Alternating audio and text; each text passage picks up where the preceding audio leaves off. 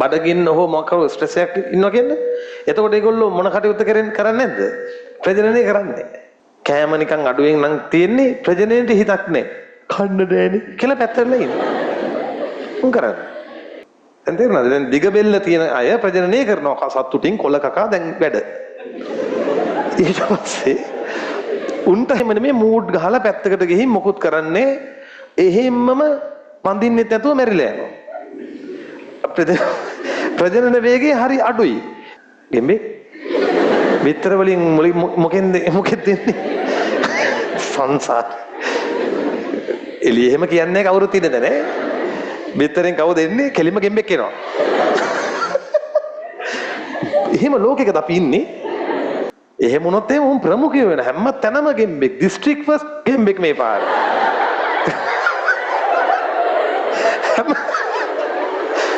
මල මගුලක් වෙනවනේ එතකොට. උචිතය කියලා පන්ති වල ළමයිනුත් ඉන්න පුළුවන් හරි. ප්‍රජනන කටයුත්තේ ඉන්නේ කවුද හයියෙන් කියන්නේ? උචිතය. උචිතය තමයි ප්‍රජනනයේදී. ආහාර ගැනීම සඳහා પરම්පරා ගණනාවක් තිස්සේ බෙල්ල දිගු කිරීම නිසා. දිගු බෙල්ලක් හා පේශිමේ ගෙලක් දරන වර්තමාන ජිරාෆ් පරිණාමයේ වේ. එතනින් ඒක ඉවරයි. ළමක් වාදේ ඉවරයි. දැන් එනවා මොන වාදයේද? ඩාවින් වොලස් වාදය. මෙයා මේකමයි කිව්වේ. ඩාවින් කිව්වා මෙහෙම. එයා බැලුවා බලද්දි එයාට එහෙම කතාවක් නෙමෙයි පෙනුනේ. එයා කිව්වා මෙහෙම. එහෙම මුල් කාලේ කොට බෙලි තිබිලා පරම්පරාවෙන් පරම්පරාවට යනකොට බෙල්ල දිග වුණා නෙමෙයි. මුල් කාලෙත් හිටියා හැමෝම කිව්වා කොට බෙලි මධ්‍ය බෙලි දිග බෙලි බෙලි වර්ග ඔක්කොගෙම කට්ටිය හිටියා කියලා. තේරුණාද? ඒ අය අතරින් වැඩි වාසිය ලැබෙන්නේ කාටද කියන්නේ? දිග බෙල්ල තියෙන දැන් කොට බෙල්ල තියෙන යට කකා ඉන්නකොට දිග බෙල්ල තියෙන එක යට ඉඳන් උඩටම කාලා යනවා. තේරුණාද? ඒතර වඩා හොඳට කාලා බීලා බඩගින්නක් නැතිව පෝෂක ගුණයක් ඇතිව ඉන්න පුළුවන් කාටද? දිග බෙල්ලක් තියෙන අයට. එහෙම හිටියොත් තමයි ළමයි සත්තු උනත් ප්‍රජනනය කරන්නේ. මේ බඩගින්නේ වන්ද පෝෂණය කරන්නේ.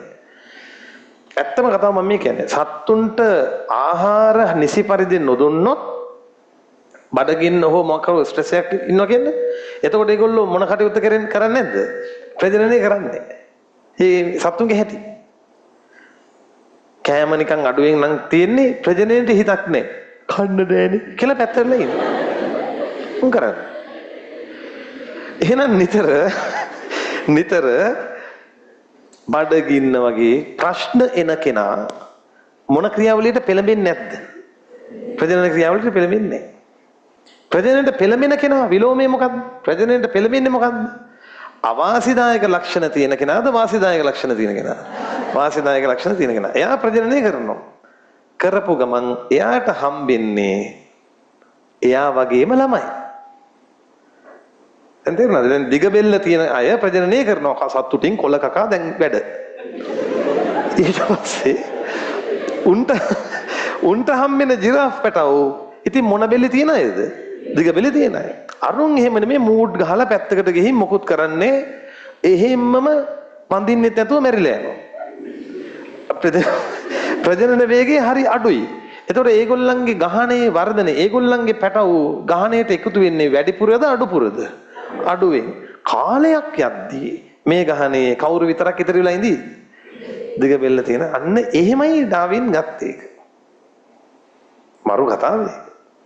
හරි? එයා කිව්වා ලස්සනට මෙහෙම. එයා කිව්වා දැන් ඔන්න හිතන්න දැන් ඔන්න උදාහරණයක් හිතමු. අහගන්න දැන් ඔන්න ගෙම්බෝ ගැන හිතන්නකෝ ගෙම්බෝ ගැනම. ගෙම්බොත් බක කිය නිකන් ඉන්නේ නෑනේ. බිත්තර දානවා. බිත්තර දානකොට දාන්නේ අමාරුවෙන් කෙකර ගාලා එකයිද? නැත්තම් බිත්තර පොකුරුද? ගෙම්බෝ දාන්නේ බිත්තර පොකුරු පිටින් දාන්නේ. පොකුරු දාද්දී ඔය හැම බිත්තරයකින්ම මොකෙක් එනවද? ඉස්ගෙඩියක් එනවා. ගෙම්බේ විතර වලින් මොකෙන්ද දෙන්නේ?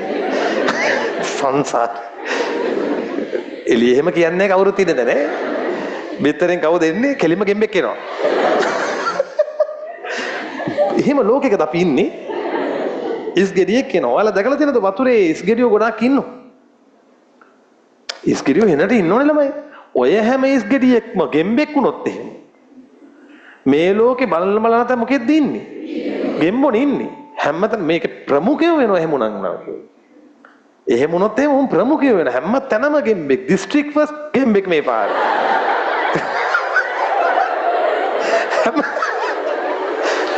මල්ල මගුලක් වෙනවනේ එතකොට. හැබැයි මට මෙහෙම කියන්න ඔන්න ඒ ගෙම්බෝ සෙට් එකේ දැන් ස්කිරියෝ සෙට් එකේ සමහර උන්ට මේ ඒ වතුරේ තත්ත්වය දරන්න බෑ.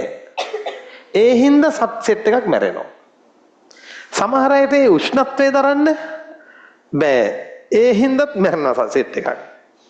සමහර අයට කෑම තියෙනවා කණ්ඩ යනකොට වෙන කෙනෙක් කන. ඇත්තටම මේ කියන්නේ. ඒතර ඒගොල්ලන්ට මොකද්ද දුර්වලතාවය ඒගොල්ලන්ගේ? ආහාර ලබා ගැනීම දුර්වලයි. ඊළඟට දැන් මෙන්න මේකට සර්පෙක් පැනලා මේ පොකුණට සර්පෙක් පැනලා ඉස්ගෙඩියෝ කකා යනවා. එතකොට ඉස්ගෙඩියට පුළුවන් වෙන වැඩ දාලා පීනන්න. විලෝපිකයාගෙන් බේරෙන්න මොලයක් ඇති ඉස්ගෙඩියක් වෙන්න ඕන. දැන් මට කියන්න මේගොල්ලෝ මේ පොකුණ ඇතුලේ ආතල් එකේ දින්නේ එන සටනක් තියෙනවා. ඔකට කියනවා ළමයි තරංගය. නම කියන්නේ අයියේ?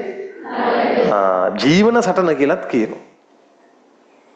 හැම දෙයකටම තරංගයක් මේ කෑම හොයාගන්න තරංගය නේද? විලෝපිකයාගෙන් බේරෙන්න තරංගය. ඔක්කොම කියන්නේ තරංගය. මට දැන් කියන්න මේ සෙට් එකෙම මේ තරංගයෙන් දිනන්නේ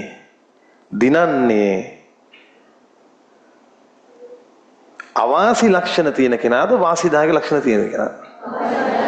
අන්න අපි කියනවා උචිතෝන්නතිය. උචිතෝන්නතිය.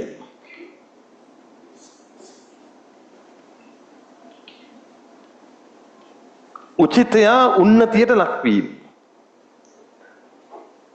තරඟයෙන් පස්සේ තමයි ඒක උනේ. උචිතෝන්නතියේදී උචිතයා එනවා උචිත නැති නූචිතයින් ජීවිතයෙන් සමුගන්න. ඒගොල්ලෝ ප්‍රජනනය කරන්න ඉතිරි වෙනවද? නෑ. ප්‍රජනන කටයුත්තට ඉතිරි වෙන්නේ කවුද?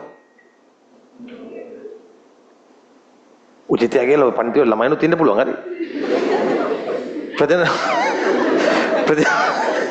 ප්‍රජනන කටයුත්තට ඉන්නේ කවුද හයියෙන් කියන්නේ? උචිතයා. උචිතයා තමයි ප්‍රජනනයේ ඉන්නේ. එතකොට ඒ ගහනේ බිහි වෙන අය කාගේ ලක්ෂණ දරනවද? උචිතයාගේ ලක්ෂණ දරනවා. තේරුණාද කේස් එක? ඒ කියන්නේ ඒ පැටවුනොත් උනුත් වැඩෝ. දැන් ඒ ඉස්ගෙඩියන්ගෙන් එන ගෙම්බෝ පිටර දාලා එන පැටව අර ඉස්ගෙඩියෝ වගේ. පැහැදිලිද? කල්යාමේදී ගහනේ ඉතිරි වෙන්නේ නූචිතයින්ද උචිතයින්ද? උචිතයින්. නූචිතයින් මොනවා වුණා කිව්වා? ඉතිරි වුණාද බැහැර වුණාද? බැරිලා ගියා. අපි කියනවා ස්වභාවික වර්ණය.